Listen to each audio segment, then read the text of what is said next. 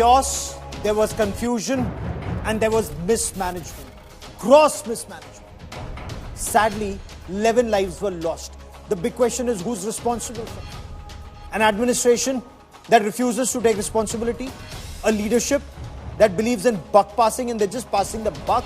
Is it the state government? Is it the administration? Or are Royal Challengers Bengaluru the franchisee to blame, or is it all of the above? Because information that India Today has been able to gather, the Bengaluru police, the Karnataka police, they were against holding the victory parade celebrations on the same day without preparations. They wanted more time to prepare. Yet, they were compelled to make arrangements. Who forced them? There were so many flip-flops. Will there be a victory parade? Will there not be a victory parade? Was it free for all, entry for all on the first come, first serve basis, or strictly on the basis of passes? Such poor communication. Who's to blame for all of this? And that's that big question that we're asking. Because ministers were all there to take selfies, political leaders and their aunts, they were all there to take selfies. But are they also responsible for the losses of lives? That's our top focus story on this special broadcast.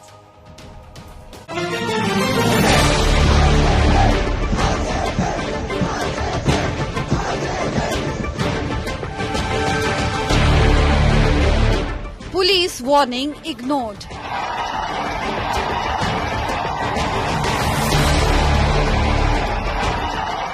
Crowd control missing.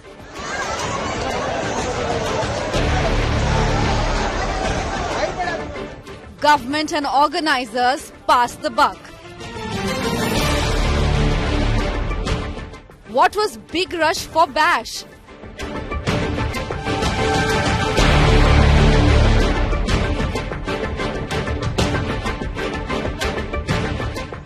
Who is responsible for 11 lives? That is a big focus on India First. There are standard operating procedures in place for crowd management. But these SOPs which every district collector and every DCP, they're taught this. That's the first lesson they learn, and all through their career, this is something they follow. But why were those basic protocols not followed? And can the government get away by saying that the capacity of the Chinnaswamy Stadium is 35,000, but between 2 lakhs and 3 lakhs turned up? So what could they do? But is that how an administration works? Were ministers turning up only for selfies with their relatives? What about bureaucrats and police officers, senior officers? What were they doing? And was the franchisee, this Royal Challengers Bangalore, were they mounting pressure on the state government? We debate that on this special broadcast because somebody is responsible for the loss of 11 lives.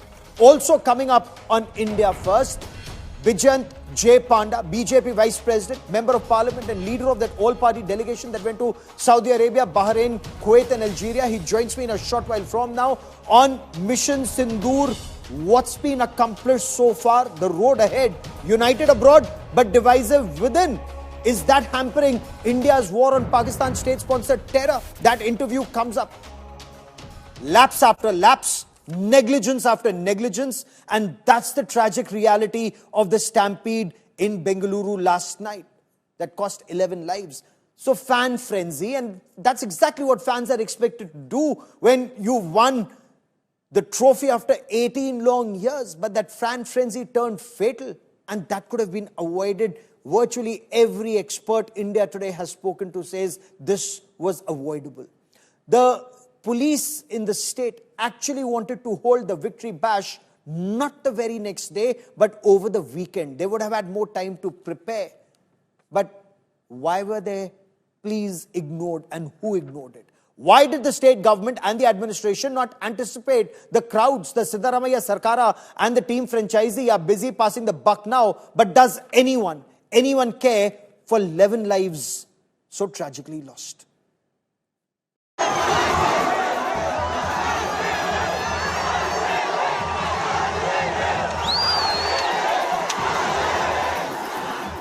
Who would have thought that after 18 years, Royal Challengers Bengaluru's IPL triumph would end in a tragedy?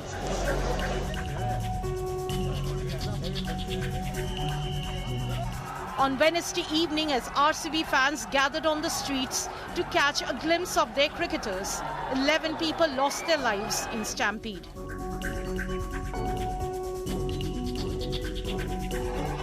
lapses were visible to everyone. Witnesses say there were no clear entry or exit points, and more importantly, entry was based on first come, first served basis.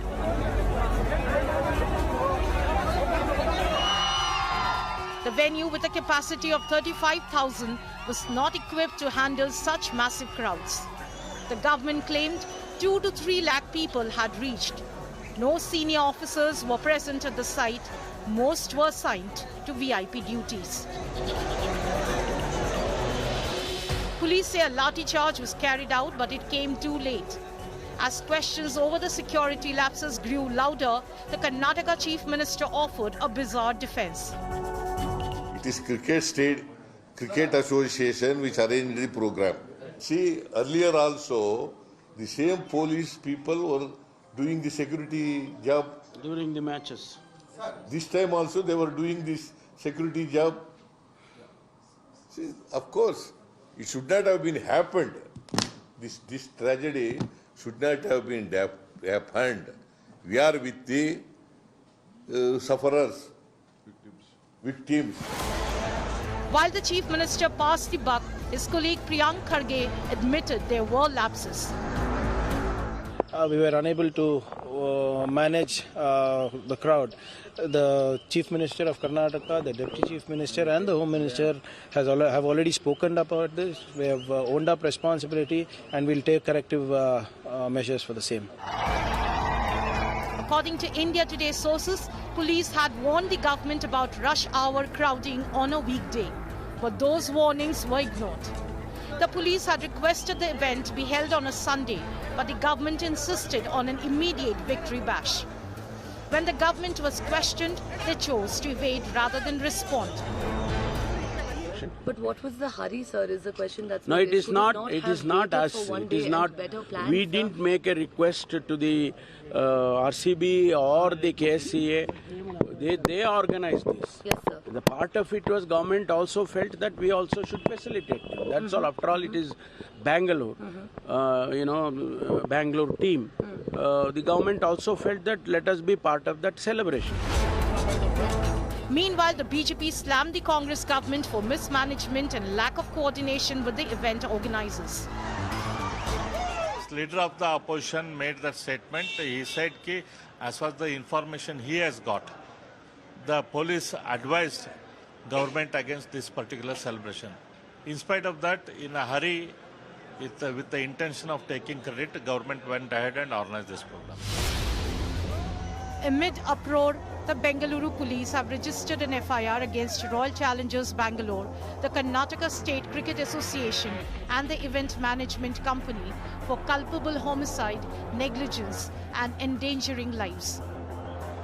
Warning signs were there, but they were ignored. Lapses were clear. This tragedy was clearly avoidable. With Nagarjun Dwarkanath and Sagai Raj, in Bengaluru, Bureau Report, India Today. And joining me now on this India Today special broadcast is Tuhin Sinha, national spokesperson of the BJP. Deepak Thimaiya is the spokesperson of the Congress. Also with me is Mr. Shashidhar Reddy, former vice chairman of the NDMA, and Mr. Shankar Bidri, former director general and inspector general of the police in Karnataka. Gentlemen, welcome on this special show. But I want to begin by asking you, Deepak Thimaiya, can the government actually get away by saying the capacity is 35,000? What can we do if 2 lakh to 3 lakh turned up? Isn't that the job of the government to ensure that adequate arrangements are made? Point one. And point two, why was it held the same day when the police said hold it over the weekend, not immediately? I think to say that, the government said, what can we do about it?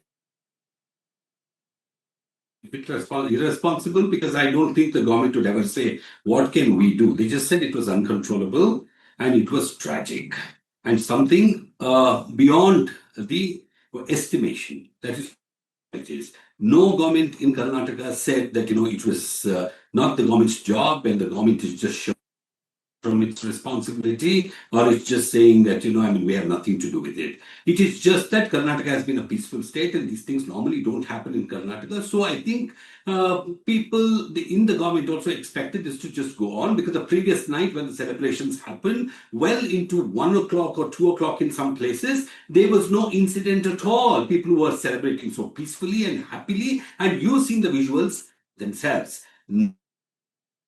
But people were peaceful even now. Are you saying that people broke peace and the government had no responsibility, so to say? Give me a moment as I try and reestablish that link with you, sir. But Tuhin Sinha, the Deputy Chief Minister, is accusing the BJP of doing politics over dead bodies. They say this is not an issue that should be politicized. The Chief Minister said, I wouldn't draw in a parallel with what happened at the Mahakumbh. The Congress is saying, did the Chief Minister resign there? Why is the Chief Minister's resignation being sought here? Good evening, Gaurav. Good evening, everybody. Let me begin by paying my condolences to the bereaved families. The incompetence and the arrogance of the Karnataka government stands exposed over here. We are not playing politics, but simple questions need to be asked. This celebration happened against the advice of the police, which we are all aware of. Now, if the CM and Deputy CM were insistent on the celebration taking place in a hasty manner, the onus for ensuring security for all has to be on the CM and Deputy CM. That's point number one. Point number two, when you make it free for all, it's all the more important that you don't have the celebration in an enclosed space. If you remember, last June end, when India had won the T20 World Cup, and after which a procession took place at Marine Lines in Mumbai, the first thing which then Chief Minister Eknath Shinde and Deputy Chief Minister Devendra Fadnavis did was to make sure that they were not a part of the celebrations. But here we have seen that DK Shivkumar went out of the way to continue with the celebrations even 45 minutes after the news of the first death came out. In fact, he was seen shoving one of the people in the stadium. If this is the attitude of the Congress party, I'm sorry, this is not politics. We are seeking accountability, and especially this is a Congress party which supported, the Telangana CM, which put Allu Arjun behind bars for a similar reason. So why should the CM and Deputy CM of Karnataka not face similar accountability? Let me quickly see if I have Mr. Thimaya to quickly respond to this before I bring in our other guests. Mr. Thimaya, Deepak Thimaya, want to quickly respond, sir? Would be only as much as Mr. Vaishnav taking responsibility for the, train tragedies, or, Mr. Yogi taking responsibility for the Mahakumbh Stampede. But let me tell you, we are at least not running away from responsibility. We are trying everything possible for this to be investigated. And let me tell you, we would not like to politicize this at all, because we want even the BJP to get together, because it's not, like we don't know that the people who died, which party they belong to. We are saying that the people of Karnataka who have died, and we are very sad about it, and this should have not happened. We are certainly taking every measure possible to find out that what led to this, whether it was a slap that collapsed according to some reports that we have seen, to whether it was irresponsibility of the police, to is it only because the ministers got excited like any other people. Let me tell you, at that moment, after 18 years, I'm sure Mr. DK Shivkumar also, as a human being, he felt great about this thing. He wanted to celebrate along with the people, because you don't get elected to your post in isolation by aliens or whatever, that he wanted to actually... You also highlighted irresponsibility of the police. I'd like you to elaborate on why you say irresponsibility of the police, but I also want to bring in... I did not say, but to find out. Sure. But what could have been alleged irregularity? One simple question. Hold on. Let me bring in Mr. Bidri for more on this. Sir, as somebody who's headed the Karnataka police in the past, your appreciation... Any part, was this irresponsibility of the police, as Mr. Deepak Thimaya seems to allege that there could have been irresponsibility of the police that needs to be investigated? We must understand that the matches were over by midnight on 3rd. By 7:15, a message was circulated on electronic media and WhatsApp that procession will be there at 2 p.m. Then players will land by special flight from Ahmedabad at HAL airport, and there will be a felicitation at KSCA stadium in the evening. Primarily, the most important person who has committed the mistake is that without the authority, without the permission from the competent authority, that is the Commissioner of Police, somebody has circulated this news and added to the enthusiasm of the RCB fans. Therefore, the crowds gathered, and even now I am convinced that prima facie no permission has been taken under the Karnataka Police Act either for the procession or the felicitation function. And the third most important mistake was that no unimaginably and extremely short time was given to the police to decide Yes. things, and without their concurrence, this program has taken place. Even then, Without their concurrence. That's one a minute, very big one point you're minute, sir, making, sir. 1 minute. Even then, I am happy. I am proud that Bangalore police and government have managed more than 1 lakh crowd in front of Vidhan Sauda without any untoward incidents. So far Yes. as stadium is concerned, it was basically a mistake of the RCB managers that they spread confusion. First, they told that the admission is free. Then they told admission is by free passes. Then they told that free passes will be given at a particular counter. So the mismanagement, they played with the crowd, they played with the sentiment of the crowd and became the cause of this great tragedy right in front of the gates of the KCA Stadium. Police Okay. have, in spite of extremely short notice and at a function without organized, without their permission, they have done extremely well. There is no point in blaming the police. There is That's a no very point pertinent in point the you government. make there. But standard operating procedures, should they have been in place? Mr. Reddy, as former vice chairman of the Actually, NDMA, one thing, I do agree that they should have put their foot down and decided to disperse the crowd. But the issue of dispersal of the crowd would have cost yes, much more heavily because crowds had already gathered. If they had tried absolutely. to disperse the crowd by use of force, perhaps the death should have been 44 or 50 because God forbid. the fans Yes. were not in a mood to listen to anybody because of the situation was developed without their consent and without their knowledge. They had to manage the situation, and it is a prudent decision that they have not used force to disperse only Sir, on the that's a ground that very, very pertinent point you make, Mr. Bidri. Let me also bring in Mr. Shashidhar Reddy into this conversation. Sir, without police concurrence, an event is organized in the state of Karnataka. Now, is this gross negligence? Is this mismanagement? Or is this unheard of? Well, I think none of the agencies would have anticipated this kind of situation, but certainly there is a lapse. And then what I find is a clear lack of anticipative crowd management approach, both in terms of proactive crowd management and reactive crowd management strategies.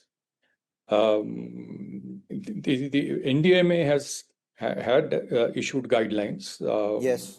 on crowd management, not just on crowd management. Every time there is a disaster, I've been on the electronic media several times. I find that there is nobody has looked at NDMA guidelines, and no state has done it in any seriousness.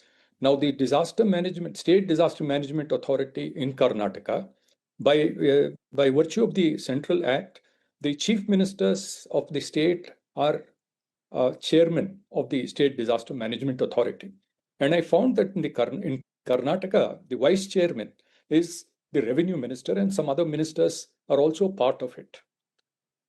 At the national level, when I was the vice chairman, the prime minister was the chairman, and the day-to-day functioning, the authority was delegated to me, and we were full-time. Unfortunately, when even though there is a shift in approach to disaster management to both not just rescue and relief.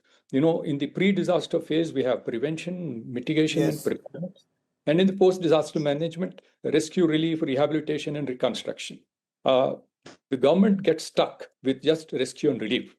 And There's nothing. And then buck passing. And all they, indulge, I'm so sorry, sir, is passing the buck. But Mr. Thimaya, you heard Mr. Bidri, he's very clearly saying that police concurrence was not taken. Why would an event be organized without the police being on board? And this is like throwing the police in the deep end and letting them fend with the situation, sir, and fend for themselves.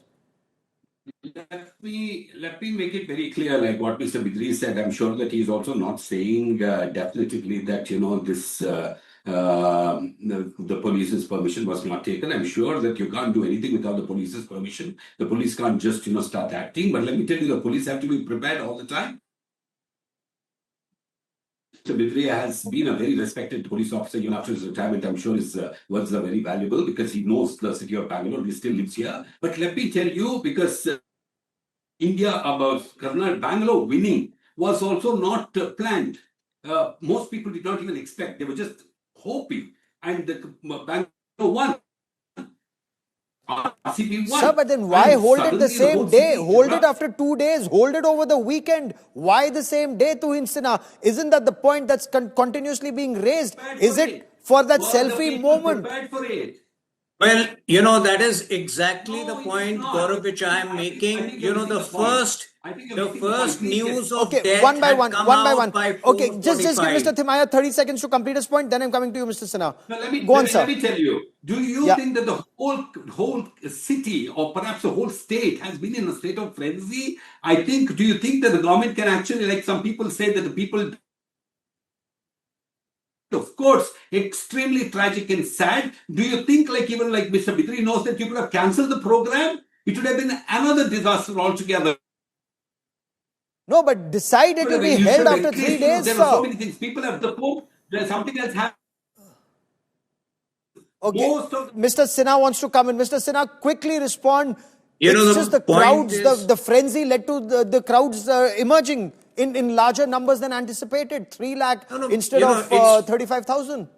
It's basic common sense, Gaurav, that if you make it a free for all, in a place like Bangalore, which has a population of roughly 2 crores and a stadium capacity of 35,000, you always ran the risk of overcrowding. So that is no excuse. You can't blame it on the crowd. But my point is that the first news of death was already out by 4:40. Even if the event had to go on, it could have gone on in a somber way with condolences. You have visuals of the deputy CM celebrating. I don't know what his credentials are to, hold the trophy or to jostle and to show people away.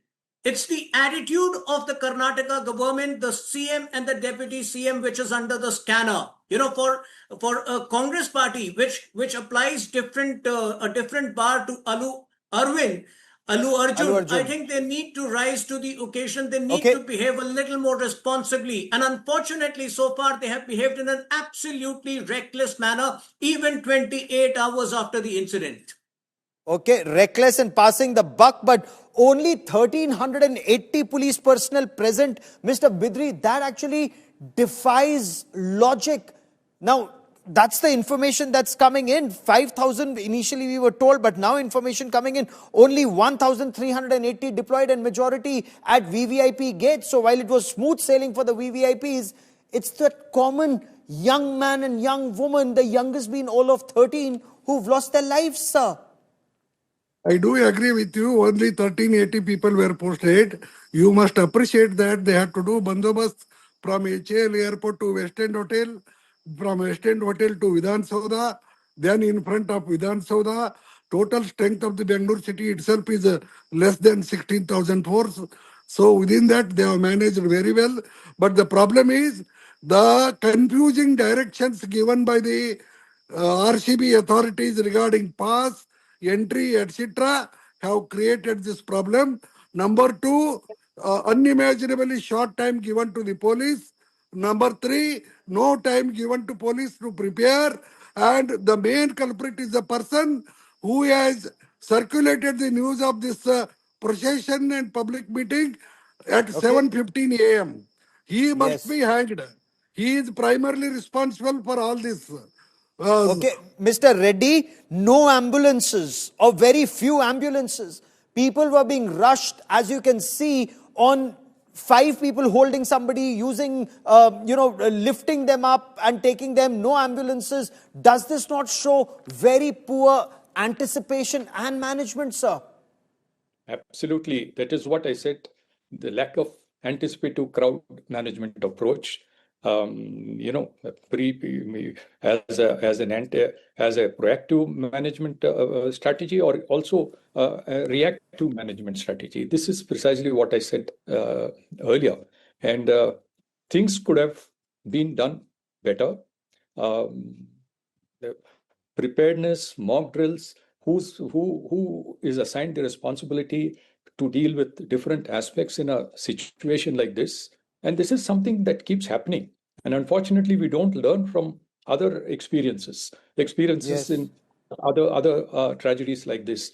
And the documentation of what has gone wrong, whatever happens anywhere in the world, one has to learn from it and then see how such things can be prevented. A lot of things could have been minimized.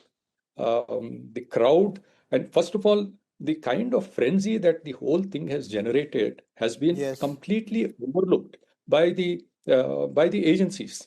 There were no inputs to this effect. Even in a place like Hyderabad, past midnight, after the match, long hours, long hours there have been celebrations. So number 18 winning the 18th edition of the cup, and the kind of following that the player like Virat Kohli has, on the social media, a lot of hype has been created. So no, that's what the administration should have anticipated. Can't grudge fans their happiness, as you rightly point out, sir.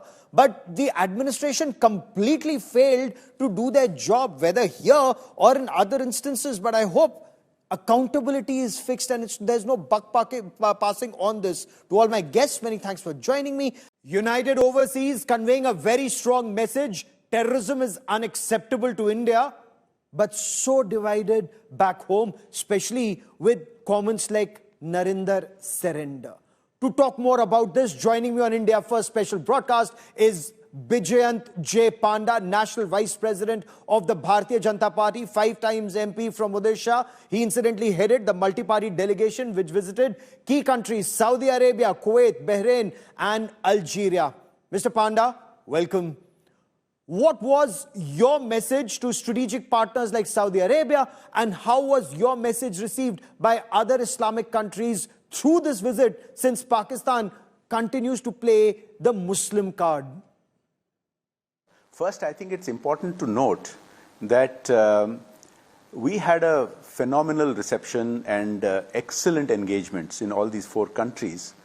And the fact is that India doesn't really need to justify itself. All these countries have relationship with India going back thousands of years. They understand what we are all about. They know that we've not invaded any of our neighboring countries. Also, these countries have been the victims of terrorism themselves and have taken very, very strong actions against terrorism. So they're on the same page when we go with this message. One more thing, in the last decade, Prime Minister Modi has worked very hard to build a relationship with the leaderships of these nations. And some of them have given him their highest civilian honors. They have huge regard for him. They have huge respect for India.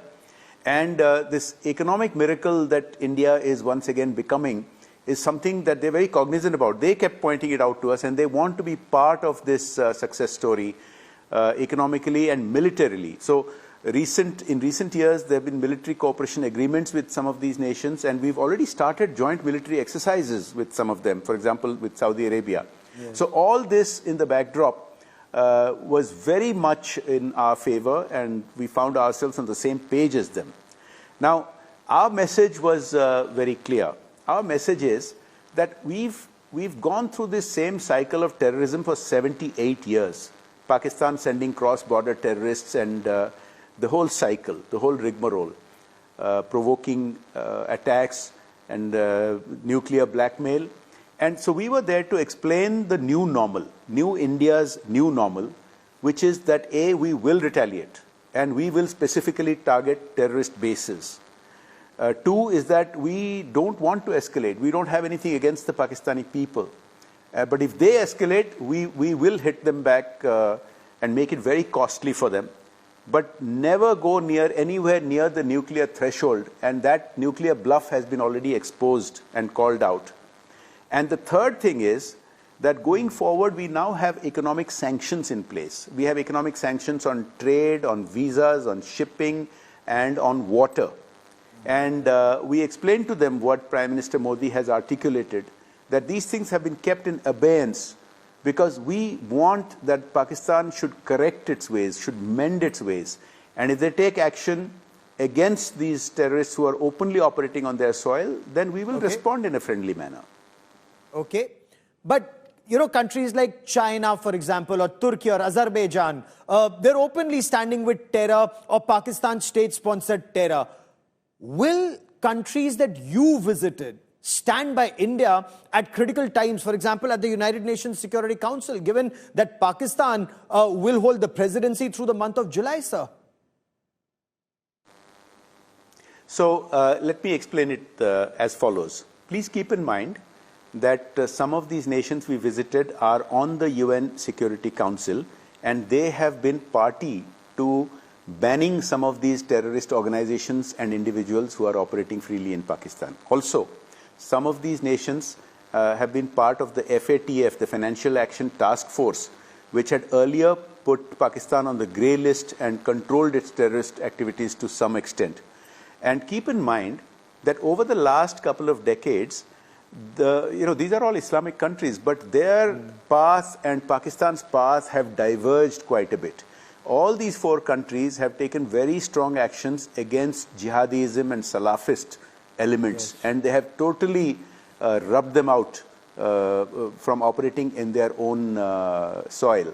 Whereas Pakistan has gone the opposite direction. Pakistan continues to encourage jihadis and fundamentalist elements. So there's a divergence in their relationship with Pakistan.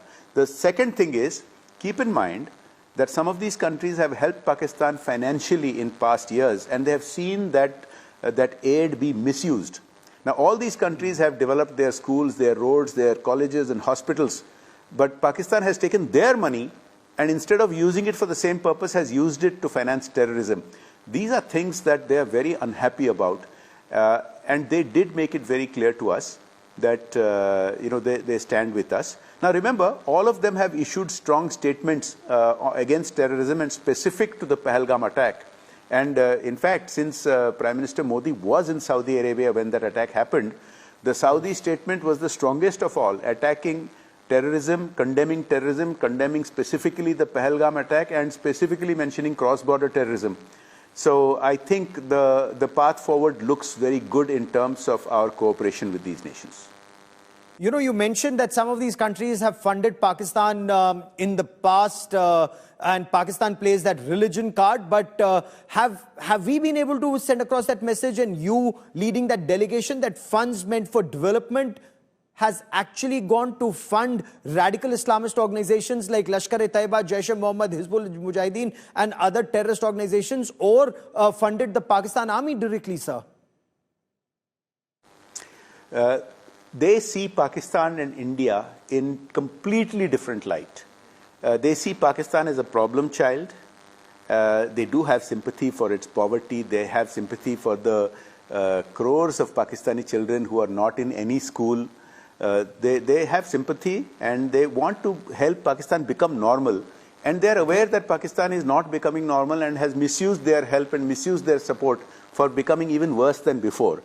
Now, they see India as an opportunity. So they see us in totally different light. And so when we took up these issues and we specifically mentioned that, look, some of you nations helped put them on the FATF blacklist and they were somewhat subdued on supporting terror for a few years.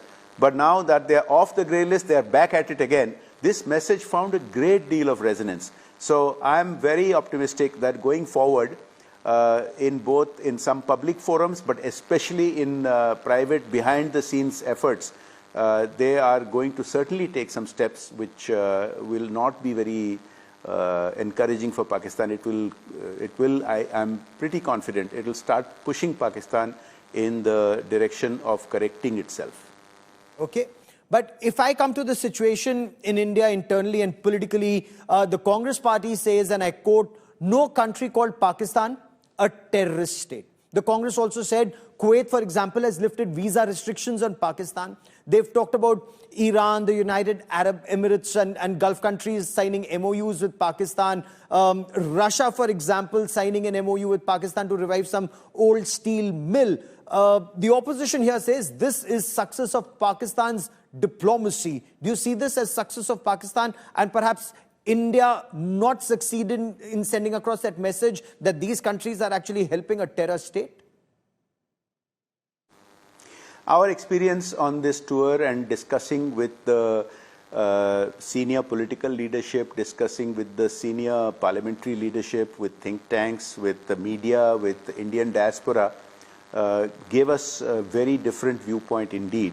Look, some of these things were in the works. You know, regarding Kuwait's visa regime for Pakistan, they've had very tight controls, and this slight relaxation was in the works for several years.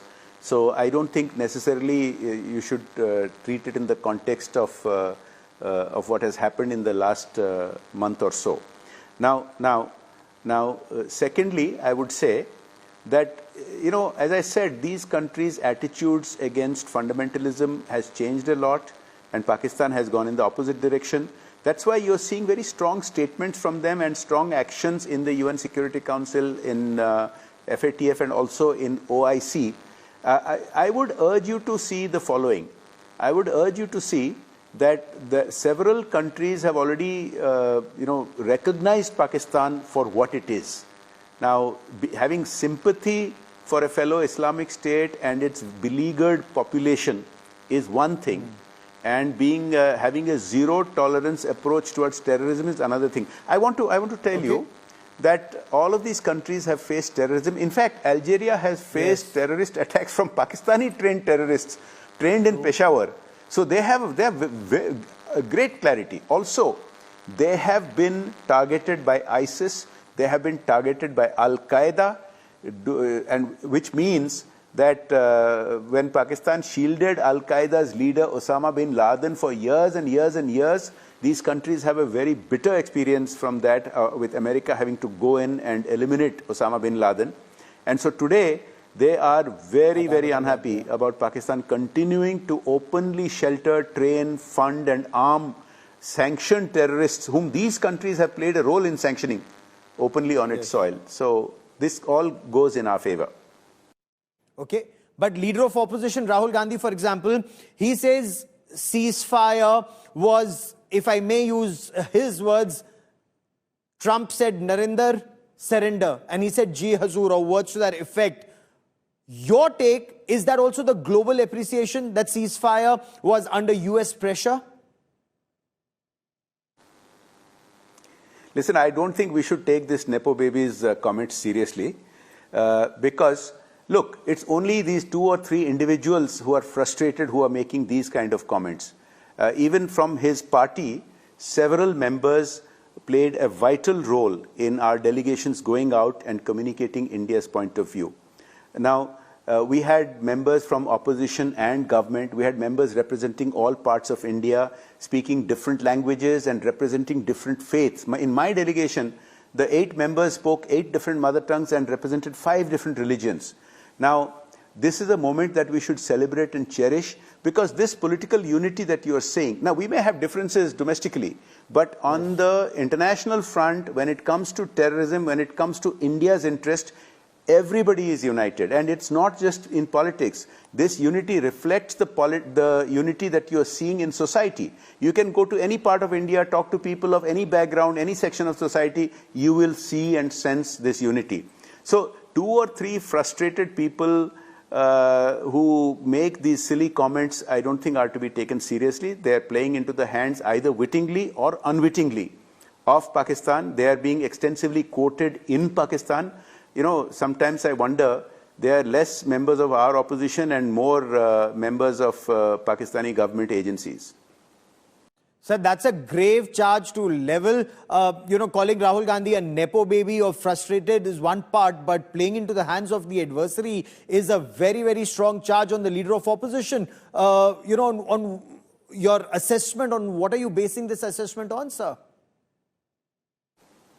Well, wittingly or unwittingly, I don't know what I should conclude, but clearly you know that he's being cited extensively in the Pakistan media and by Pakistan government. Clearly it is playing to Pakistan's narrative, not in the aid of India, not to take the stand in favor of India. Mr. Panda, opposition parties have sent Prime Minister Narendra Modi a letter demanding a special session of Parliament on Pahalgam and also Operation Sindoor. Given that such discussions or sessions were also held post Kargil in 26/11, is the government okay with it, or will the government only go ahead, or is the party only in favor of this being discussed during the next session of Parliament? Look, I think in the normal course of Parliament, which dates for the monsoon session have been announced today, yes, many issues can come up. And as it happens, on the issue of Operation Sindoor, the government and our armed forces have given extensive briefings right from the beginning and continually. So there's nothing that's not being discussed. And as you know, there have been all-party meetings that have been to take everybody into confidence, and also the briefings that our delegations had, and all these delegations had members of the opposition, were very extensive, giving all facts and figures. So I don't want to comment on their demand, but the fact is that all these issues are being discussed and will be discussed. Okay, and across the border, perhaps following in India's footsteps, but even Pakistan is sending delegations overseas. There's a delegation in the United States of America. Bilawal Bhutto Zardari is speaking extensively there. Is that a challenge for India, uniting the world against Pakistan's state-sponsored radical Islamist terror, or are personal interests or countries wanting to ensure that India doesn't rise, those countries will continue to support Pakistan? I don't see Pakistan's copycat efforts as being, worthy of us being concerned, because they have the same old narrative. This is the same Pakistan which for more than a decade kept saying that Osama bin Laden is dead. And this is the same Pakistan which, for example, the current US president in his earlier term openly exposed. This is the same Pakistan that has, it's been a parasite on those who have helped it in the past. So nations may have their own geopolitical interests for whatever they do, but, Pakistan is like the emperor that has no clothes. It's quite shameless, but everybody knows what it is. True, you're absolutely right on that front, because Asif Munir promoting himself to the rank of Field Marshal after losing to India, after having more than 13 of his air bases and radar stations slammed, after 9 terror bases were attacked, it just sounds completely bizarre. But Jay Panda, you headed that multi-party delegation to countries like Saudi Arabia, Kuwait, Bahrain and Algeria, for joining me here on India First. Many thanks.